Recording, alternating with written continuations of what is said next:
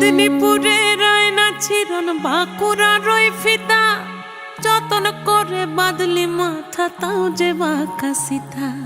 মেদিনীপুরে রায়না ছিরন বাঁকুড়া রই ফিতা, আর যতন করে বাঁধলি মাথা তাও যে বাঁকা সিথা।